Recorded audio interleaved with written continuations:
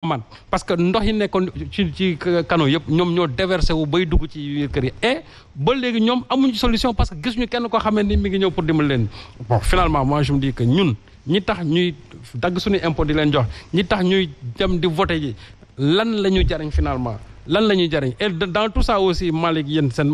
volet parlementaire là aussi on ne vous sent pas parce que yu mel ni soo amee chaque fois il faut que ñu gis assemblée nationale au moins ñu mën a addu ci li nga xam ne actuellement mooy xew mais il y a que l'exécutif qui s'active et exécutif yi ñoom suñuy activé wu aussi c'est toujours pour essayer de trouver des solutions quand même non seulement factices mais des solutions encore conjoncturelles et en réalité ce sont des solutions qui sont inefficaces je crois que le problème des inondations war nañ ko gën a xalaatal parce que lii nga xamante ne mooy am ci dëkk bi chaque fois jaaduwul te bu fekkee ne ñaari taw rek moo indi lii je me pose la question de savoir bu fekkente ne am tawat na fi yeneen taw yu gën a graaw yi kon finalement ñi nga xamante déjà ñi ngi ci mbënd mi fan la ñu jëm alors Omar deuxième phase bu projet dañu gis ne le président de la République bi mu demee foofu Kër Massar dafa wax un budget de 15 milliards boo xamante ne 10 milliards yi ci bassin de rétention bi la jëm les 5 milliards ñu def ko ci canalisation mais tey Kër Massar boobu ñoom ñoo gën a am jafe-jafe ci mbënd mi gis nañ jàmm gën si Kambaaw tey ci suba ñu manifester Tivaouane jak saaw également bassin ba dafa fees dell tout milliards yooyu yëpp nga xam ne tey dafa mel ne ndox mi moom moo ko naan yow nan nga ko mën a jàngat. waaw xam nga on a un problème dans ce pays ni ñu amee problème pour retrouver un vaccin pour corona bi noonu la ñu amee problème bu vaccin pour les inondations dans ce pays est-ce que xam nga ne ñëpp Apollo nañ il y a plus de médicaments pour ñi Apollo. Ah oui? Va aller dans les pharmacies. ñëpp Apollo actuellement ni ma lay wax j'ai vu quelqu'un faire le tour de toutes les officines amul actuellement garab pour Apollo ndax li ñuy dund nii du ñu ay mbonaat du ñu ay grenouilles chaque saison de pluie ñu revivre la même situation. ay ngoox instant bi ma lay wax ni mbotto yaa ngi ci réew mi xoo guddee bëccëg kenn nelawatul waaw bu ci tegee ndox mi fan lañ jëm fan la réew mi jëm c'est-à-dire ñun waxuñu sax pour di contrecarrer mais dañuy wax selon ñoom li ñu def dañ ne 767 milliards lañ prévoir pour 10 ans 511 milliards la ñu génne 511 milliards génn nañ ko pour régler problème mu inondation yi loolu la ñu wax demal Kër Massar demal Tëngéej demal Pikine demal Guédiawaye demal Thiaroye demal Touba demal Kaolack kenn waxul vous constatez de visu la situation fa la réew mi jëm nag dans cette situation pareille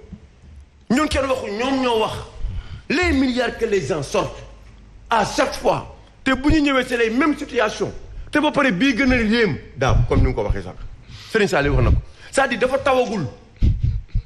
te lii yéem waxuma ñi nga xamante ne ñoo daan subir situation bi mais ñi ko daawul subir sax fu mu nekk nii dañ ko subir te ak tawagul waaye léegi bu tawee fan lañ jëm il y a deux choses je me demande est-ce que le président ou il sait ce qui se passe ou il fait ce qu'il veut ou il est trompé ou il fait ce qu'il veut parce que man mënuma concevoir autant de milliards ñu koy consentir au nom du peuple sénégalais te à chaque fois on revit la même situation. c'est pas possible est-ce que mën nañu wax ne le président xamul lan moo. mais man loolu laay wax dama wax ñaari hypothèse dama ne ou bien day def lu ko neex wala li ñu koy wax amul d'autant plus que honorable député wax na ko moom gis naa ko dama koy gis suivre day am ay prise de position mais singleton lañu. dañu néew c'est ça d'ailleurs tu as répondu. ay ñaar lañu. merci pour la ñetti député. oui c'est ça dañuy toog di wax. c'est ça yenn saa peut-être ils ont des problèmes pour se déplacer pour aller faire le boulot comme il le faut. il répond pour moi. mais il y a pas de politique d'évaluation boo xamante ni. c'est l'Assemblée nationale qui devait faire ça amuñu ko bien qu'ils ont leur volonté. à chaque fois à travers la presse à travers mais nee na am na ci ñoom député de l'opposition yoo xam ne dañu yàqamti woon dem ci joxe ji rapport bi rien que pour rencontrer le président. mais loolu la mais est-ce que loolu aussi ça pose pas problème. non mais c'est vrai il a raison mais ça pose problème. c'est glorifier tout simplement de voir le président. non man moom ça m'a pas intéressé du tout. waaw non xam nga yooyu moom laa lay wax actuellement man ni ñuy fayee entreprise yi jaaxal na ma on n'est pas dans une stratégie dans une politique stratégique mais man pour man dañu nekk ci politique de transaction profiter d'une situation pour se procurer de l'argent les façons de paiement des entreprises daam kooku il faut ñu xool ko mënuma jox nit marché à coût de milliards na ko dama bëgg fii ak fii bëggatuma fi gis ndox inondation fay la ma ñëw la même situation ma revivre ko bu ma tundaatee mais entreprise boobu loo ko war a def. c'est vrai. et puis kan la aussi. kan mooy signé pour ñu fay. kan mooy def PV de réception comme quoi le travail a été bien fait. kan moom ba ñu jël ko dafa document yóbbu ministère des finances. ñu def mandat fay la. on revit la même chose ce gars là maintenant day dox comme ni ko neexee. ça veut dire que ñun on n'est pas dans un état. tu le fais en Russie tu vas perdre tout. Tu le fais en France tu vas perdre tout. parce que si tu constitues une entreprise ñu jox la marché liggéeyoo ko boo ko def non seulement dinañ la dootoo amati marché au niveau de l'État mais entreprise boobu dootul amati marché parce que loolu moom la ñu war dund mais tey aussi domaine am na si responsabilité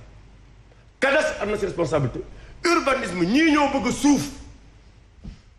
c'est-à-dire avant ngay def quoi que ce soit même boo demee au niveau des SNHLM SICAP mais comment tu peux construire des maisons sans préalablement nga defar assainissement bi defar urbanisation bi defar cadre de vie bi quand tu vas aux Almadies 2 à Pikine ou aux Almadies fii nga xam ne les terrains coûtent 50 millions ou 100 millions on laisse les gens construire sans préalablement ñu defar assainissement bi. même la direction de la protection civile. mais loolu mais réew mu mel noonu mais loolu noo ko mën a concevoir nga ñëw ñu jaay la terrain yi cher nga tabax ko à coût de millions te yow amoo foo jaar amul assainissement amul eau pluviale ba pare ñu dugg ci deuxième phase la première phase c'était de 40 milliards plus de 40 milliards aujourd'hui on va vers une deuxième phase de 80 milliards sans pour autant ñu dem def vers une évaluation c'est-à-dire aujourd'hui le président ce qu'il devait faire c'est pas de voir comment on peut étayer les sinistrés venez et rendez-moi compte dites-moi l'argent comment il a été utilisé et maintenant ñu rendre compte au peuple sénégalais mais dans un pays où il n'y a pas de premier ministre comment l'Assemblée nationale peut se faire prononcer comment il doit faire maintenant que convoquer les députés les ministres mënatuñ ko un vide parce qu'il y a un vide qui est là c'est ça ministre bi tey pour convoquer ko nooy def ministre de Omar Gueye pay pour nga oo ko nooy def Serigne Mbaye Sarr pour nga oo ko nooy def mënatoo ko Serigne Mbaye Thiam sans en tenir compte aussi des autorisations de construction et ce manque maintenant d'interconnexion parce que da ngay dem AGETIP ñu am seen i travaux nga dem AGEROUTE ñu am seen i travaux nga dem ci yeneen direction ku nekk si am say travaux da ngay